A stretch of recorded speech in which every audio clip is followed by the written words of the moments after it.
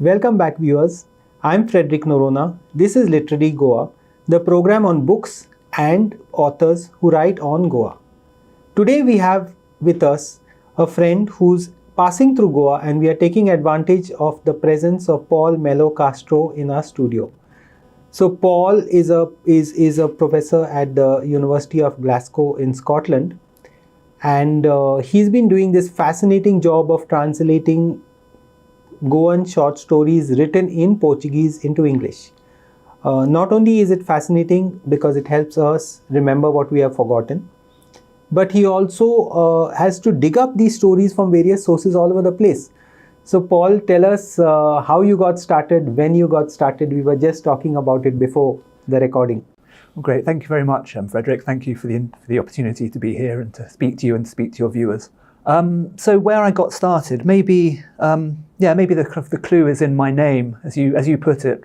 My name is Paul Melo Castro, which I suppose here in Goa in some ways wouldn't be an unusual name, but in Portugal and England is slightly more unusual. So we've talked before about the Paul was chosen by my mother, who is English, and the Melo Castro comes from my father, who is Portuguese.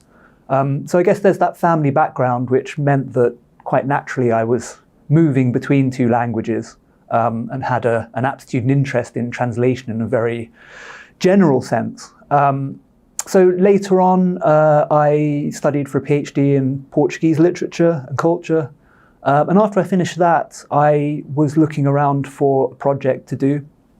And one of the salient developments in literary studies in Portuguese over, say, the past 20 years, or more than that, since the beginning of the 80s, there's been an expansion beyond Portuguese literature, beyond Brazilian literature, to literatures that were written in former Portuguese colonies.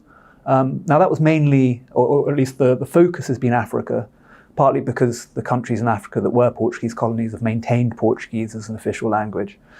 But when I was looking around for this new project, it struck me that there was nothing written, or there didn't seem to be very much about other places. And the place that particularly interested me was Goa, because my own family background is connected to Goa. So my father was born here and his family were settled in Goa for a long time before leaving, just before 1961. And that brought me to thinking, well, was there anything written in Portuguese from Goa? At that time, I hadn't heard of anything. I didn't know of anything. I started to look around and do some research. So you virtually found a lot of it yourself? I did. So the first stop was this book called A Literatura Indo-Portuguesa, so Indo-Portuguese literature, a 2-volume study by Vimala Devi, which is the pen name of a writer called Teresa de Batista Almeida, and her husband, Manuel de Seabra. And that really alerted to me lots of things. And it brought me to her short stories, which I read and loved. And then This was published in the 60s, 70s? So the short stories, which I found Monsoon, which we might talk a little bit about later, was published in 1963. The volume of essays was published in 1971. So that first decade after the end of Portuguese rule. And really the interest and the research snowballed from there. I found more and more things, and I think it was true to say that at the time that I was looking at it, there wasn't much interest either here in India or indeed in Portugal. But I think since then, in the way that happens so often, there's something in the air which means that several different people have a very similar idea. I began to meet people in Portugal who were starting to look at this Goan literature and this period in Goa. And I started to meet people in Brazil who were also doing something similar. And I think that general interest gradually coalesced into the project called Pensando Goa, Thinking Goa, which is based at the University of Sao Paulo, and which has, I think, in the past couple of years been very successful at bringing a diverse group of people interested in Goa in the broadest sense together across time zones, which sometimes presents its own kind of logistical difficulties, but which has been very, very, very stimulating, very successful, and I think ultimately very, very good for Goa. So, of course, you kept your blog and other things, which also made your own work visible and convinced many others that there is something going on here. I'm not saying you're the only one who did it, but in the world of the short story, you revived and made us aware of a whole lot of things which we thought didn't exist, right? yeah, I mean, I think the blog was interesting. So the first project I did as part of a short fellowship, which exists in Bristol for people immediately outside of their PhDs, and it was that fellowship that brought me to not the first time to go where I'd been before, but the first time to go on a work trip. And at that time, the archives were still based in the old Central Library. And I spent a kind of a monsoon month, which I think shows my innocence at that time. I sort of came during my summer holiday. It's a tough time. And it was. I guess it had the advantage of concentrating my mind on what I was doing. So I spent a month. You were how old then? Sorry? You were how old then? I would have been 30, 31. So yeah, younger than I am now. And I spent just the month going through old newspapers and finding things. So that blog really was a result of me finding much more than I set out to look for. So as I went through the years, I went through the different publications, I found things which I thought, wow, that's interesting. So what should I do with Goan this? short stories in Portuguese were mostly emerging in the newspapers in those days? I think that's fair to say. There wasn't really kind of there wasn't really. So I know that in a way this sort of flies in the face of the name that you've chosen for your own publishing concern. But although there was a long-standing history of publishing it was in a Goan, colonial press and it was not used by locals. So people didn't really publish much then. And one of the things that Devi and Seabra say in their work is that the history of writing in Portuguese in Goa suffered a little for so much of it being published in Lisbon rather than published locally.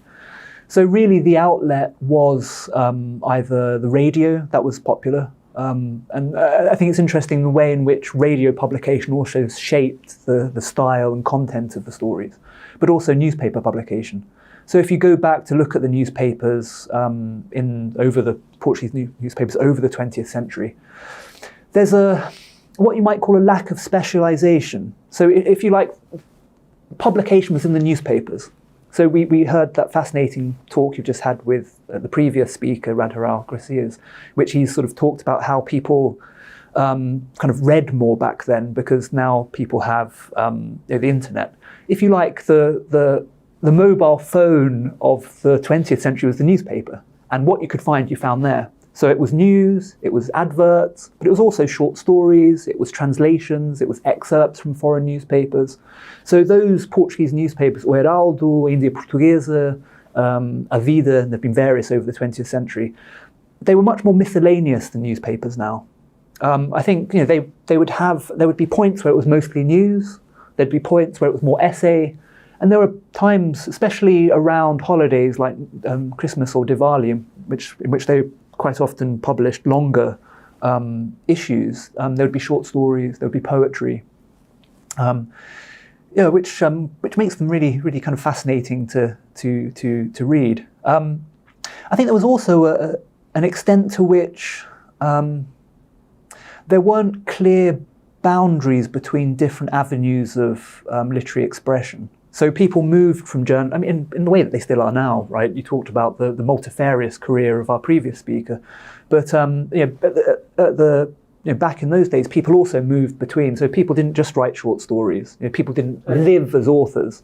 They did various things, and the concerns and themes, and indeed the kind of way they expressed themselves, bled across their different, from their poetry to their short stories, but also to more straight journalistic work. That's very interesting. Tell us about your works so far in terms of your books. You come across with a lot of collections, translations, very readable ones, I must say. People like Manohar Shetty has great appreciation for your work. He says that Paul Melo Castro has shown us stories which we didn't know existed. So how have you put this across? I know some of them because I'm involved with it in a way, but that's not the issue here. Tell us about your own work. Where can people find your work? Online, print, books, what? Well, if I could maybe start by demurring a little bit when you say that your own involvement in publishing them isn't relevant, I would disagree and say that it is highly relevant. I talked at the beginning about how I'd always been drawn to translation because of my particular background. And I think I'd always had the desire to do it. But where I really started to actually think, well, I should sit down, I should actually get hold of these stories and bring them into English. I think it was a sort of a challenge that you issued. You said, look, I think people here in Goa would be interested to read these. If you wanted to translate them, then I would publish them. And I think even then, maybe Goa 1556 was in its infancy when the idea was first floated. And it was actually having that concrete place to publish them that really inspired me to do it, right? Because otherwise, translation's a difficult situation. I think we need many more of those because Goa being such a multilingual society, as we were just saying before we started. Sure. Unfortunately, we don't represent ourselves as multilingual. You think we are very monolingual, actually. I think that's I think there is a certain sort of monoplurilingualism. There are lots of languages, but they're kind of, you talked about silos before, this kind of modern metaphor, but they seem to have their own sort of discrete milieu, and they don't necessarily cross across. So Lengthening Shadows was your first collection of short stories in 2 volumes? Yeah, that was my first. Who features there? Which kind of writers? So just to give a quick description, it covers a time span of between the mid-1860s to around 1987. There have been kind of things published in Portuguese after that. I mean, even until the present day, every now and again, you still have things published in Portuguese. It's worth mentioning here Ave Cleto Afonso's Vaticínio do Suarga, which, I mean, I think in another language, perhaps another place, it would really be a quite significant intervention into literature. This kind of. Can you describe it? So it's a rewriting of the Lusíadas, so Camões's great epic of Portuguese expansion, kind of rewritten in Portuguese, but from a kind of a Goan Indian point of view. And if we can think about how, through post-colonial literatures, this kind of rewriting of the classic text has been such a powerful tool. And you can think of things like all the rewritings of things like Robinson Crusoe, or the rewriting of Jane Eyre in The Wide Sargasso Sea. This kind of taking of a classic text and saying, look, this is, however classic this is, it's only telling the story from one point of view. There's this huge other point of view which has been occluded, and that hiding of that point of view has a really powerful effect on the meaning of that text. So to actually take this kind of 16th century verse epic and then write a reply using the kind of the same verse form in Portuguese in Goa is really a huge thing, but unfortunately, I think partly due to the kind of the modesty of the author, and I think partly to do with the particular situation of Goa and perhaps a certain invisibility of Goa in Portugal and an invisibility of Portuguese in Goa, or relative invisibility, the work has slightly fallen through the cracks, and that's a real shame. That's true with a lot of our books. I feel it all the time in that sense. We don't do justice to our works. Anyway. Yeah. I mean, there is so sort of talking a little bit about the translations and the importance of the translations. There's a kind of a concept that I came across when I was doing a piece of work, a few months back, which is the idea of the great unread, and the fact that of all the books published, 99% of them sort of vanish into a sort of limbo, and they might be on dusty shelves in libraries, they might be hidden in cupboards in bookstores, but they're not really being actively read. And when a book isn't being actively read, it doesn't exist. Scary thought, yeah, that's a scary thought. It's a very scary thought. And then you can think, well, what do we do to try to change that situation? And you said how perhaps the richness of multilingualism in Goa hasn't or isn't being as taken advantage of as it could. And it seems to me that the sort of fields that in a way I'm starting to work in, and in which books like the ones we're talking about here could be could be thought of things like translation studies. So how do we think about the relationships between different languages? What happens when we move books between different languages? What happens when people speak different languages and make options when they're writing in one language, but perhaps bringing in aspects of other languages? And this idea of world literature, which is something very, very, very kind of cutting edge at the moment. My professional position in Glasgow is as a teacher of comparative literature. So the thing that I have to discuss with my students and think with my students is, how do we compare different books? How do we compare books which are written in different places, different times, and different languages? And it seems to me that Goa is, in a way, should be such a key case study, because that idea of having different times, different languages and different places is sort of collapsed into this tiny place. I mean, there have been so many languages, there have been so many connections with different places. There have been people who have moved between different historical periods with very different ideas and ideologies and kind of leading concepts. And somehow Goa has continued, and people have managed to negotiate all of those changes and all of those languages. Yet I'm not sure that we're kind of thinking about that process of negotiation. I don't know if it's because there are perceptions of kind of rivalries and this idea that if we kind of open things up, then maybe we end up taking space away from something else. And certainly I think that could be a risk. So Lengthening Shadows is your first set of two collections where you look at short stories written over a 130-year period almost. Yeah. After that comes? Yeah. So after that, I did a translation of Vimala Devi's book Monson. This is published in Calcutta. This is published by Seagull Press, sort of based in Calcutta. So it's and available online. It's called. So in English, it's just called Monsoon. So I stuck with a fairly kind of close translation. So it's a set of I think about 15 short stories. It was first published in 1963, and then the author published an augmented volume in 2003, I think, which added 3 stories. And those extra 3 stories make all the difference, because it brings the collection to kind of come full circle. So it sort of ends with somebody leaving Goa. It sort of begins with somebody leaving Goa, then ends with somebody returning to Goa. And then you have life stories. And then I have life stories. So this book So it's not the translation of a book by Maria Elsa de Rocha. So in a way, this is an example of, I think, how translation can bring in something new. She wrote in the newspaper A Vida, which was a Margão-based newspaper that existed, I think, until the mid-60s, in which there was an attempt to switch to Konkani as a medium, but I think that failed. It merged with another newspaper and eventually disappeared. But for those first almost a decade of, after 1961, she ran a kind of a literary space within the newspaper, and she published a collection of about a dozen short stories. So Maria Elsa de Rocha also happens to be the sister of Leopold Rocha, who's a writer. And so she's the sister of Leopoldo de Rocha, who has published several books in Portugal, in Portuguese. Again, it's one of, maybe that's something we can sort of talk a little bit about now or slightly later. The way in which there are... Do it now. Okay, I'll do it now. The way in which there are lots of really interesting books about Goa written in Portugal.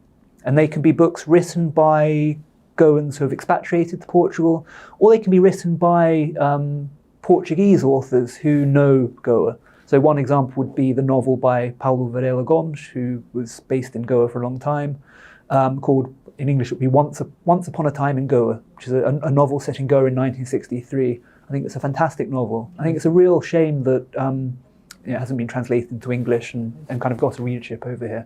But that's not the only one. There are various other novels. If you like, that's part of the problematic. If you think about the relationship between kind of the wider India and Britain, because there is that shared medium of English, there's a kind of a circulation back and forth of works. Whereas because of that, if you like, that linguistic split between Portugal and Goa, the sort of the right hand and the left hand not quite knowing what each other's doing. And again, that goes back to that problematic you were talking about. How do we have an expanded idea in which works cross not just languages but readership. You also did the book translated with Helder Garmes, the book by Epitacio Pais. That's right. So not translated, but we edited. So we edited a novel which Epitacio Pais, who's another really interesting Goan writer, writing about the same time as Melo de Rocha. So in the 1960s, actually perhaps slightly later. I think what's interesting about him is that he's perhaps the only Portuguese language writer of the time who, if you like, starts to write about a Goa which is just India, whereas some of the other writers are maybe in the same way as your guest, recreating a past which they see as vanishing. I think his writing wasn't particularly interested in looking back. It was interested in the now and the future. I see. I'm doing a collection of his, so similar to this, so a complete collection of his stories, which hopefully will come out next year. We missed one book which Cinnamon Tea, which was with Cinnamon Tea. Have I missed something in between? So they're hopefully doing this book by Epitacio Pais and also a book by another author called Augusto Rosario Rodrigues.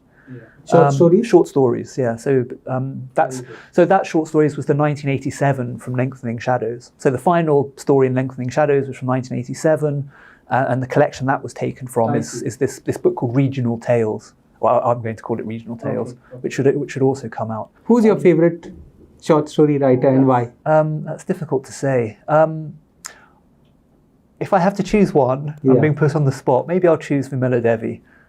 Partly because that was the first one that I found, and I really enjoyed it. It was also, I met her and her husband in Lisbon just after I started working on Goan literature, and I was still fresh out of my PhD and still quite young, and it was such a lovely experience to meet these two people at the end of their lives who were so interested in what I was doing. I mean, at the end of her life, Vimela Devi is still alive and well, hopefully, living in Barcelona. But she's very old now. And she was also always so generous and so encouraging, and so young in spirit. I was trying to ask her about her writing and her life, and she kept asking me things about myself. I said, "No, let's not talk about me. Let's talk about you." But it was so fascinating for somebody in their 90s to be so interested in the world and so interested in what's happening. Was really lovely. And I think she's done so much to preserve these stories. So we talked about her work, Indo-Portuguese literature. But I think, again, if I'm sort of pressed to say it, I think while there are qualities and defects to that work as any work, I think it really did more than anything to preserve these stories from the past. And if she hadn't done that, I think a lot more would have been lost than has been lost. One last question. To wind up, Paul, how do you see this issue of amnesia over Goan writing in Portuguese? On the one hand, it is a clear loss, no doubt, because it's your tradition and you've lost it. On the other hand, it's a colonial tradition, so there could be this criticism that, we are making much out of nothing. How would you weigh the issue? How would you see it? How would you judge its worth? Okay, that's an interesting question. So I think one of the things that's made this field, and perhaps Goan history and society, difficult is the way in which there's been a dynamic that's been stopped and started again. So you had this kind of Portuguese literature and you stop, and I know that English dates back to the 19th century in Goa, but there's a sort of hiatus, and then there's an English literature which starts with something like a clean slate, the amnesia you're talking about. And that brings difficulties because authors don't know what's done in the past. And generally literatures grow and thrive by people rewriting what's happened, taking up themes from the past. And that there's been a sort of an interruption of that natural process in Goa. I wonder if there's been something similar even in the regional languages, in Konkani and Marathi, because I know that in the early 20th century there was much more writing in Marathi, and then there was a sort of turn to Konkani. And I wonder if there's been a similar sort of break. I would push back a little bit about that, against that idea of the writing in Portuguese being a colonial kind of thing. Of course, without colonization, without colonialism, there's no Portuguese. In the same way that there's no English, it's been brought from somewhere else, and that's undeniable. But writers like Rocha, writers like Devi, writers like Pais, they were Goan, born and bred, and they write as Goans. So this is Goan literature. right? This is the past of the history of Goan writing. And I think that a knowledge of how they wrote and what they wrote, an appreciation both for the qualities and for the defects, would really be a useful contribution to the development of writing in Goa. The Brazilian critic Antonio Candido describes how that there is a functioning and thriving literary system when you can track a chain of themes and reactions, right? Both people copying, emulating, but also overturning and challenging. And I think that were there to be a greater understanding and knowledge of these stories, it would make that kind of strengthening and development of Goan literature in any language, in English, in Konkani, or in Marathi, much more likely and much more feasible. Thanks so much. Very well said and very well put. It's interesting food for thought for us. But above all, I want to thank you for all the short stories you've translated, the overall context you've given us in your introductory essays and concluding essays to many of your works, and also not to forget the Wikipedia pages which you have helped create for some of our writers whom we would have otherwise not known ourselves. Thank you. Great. Thank you, Frederick.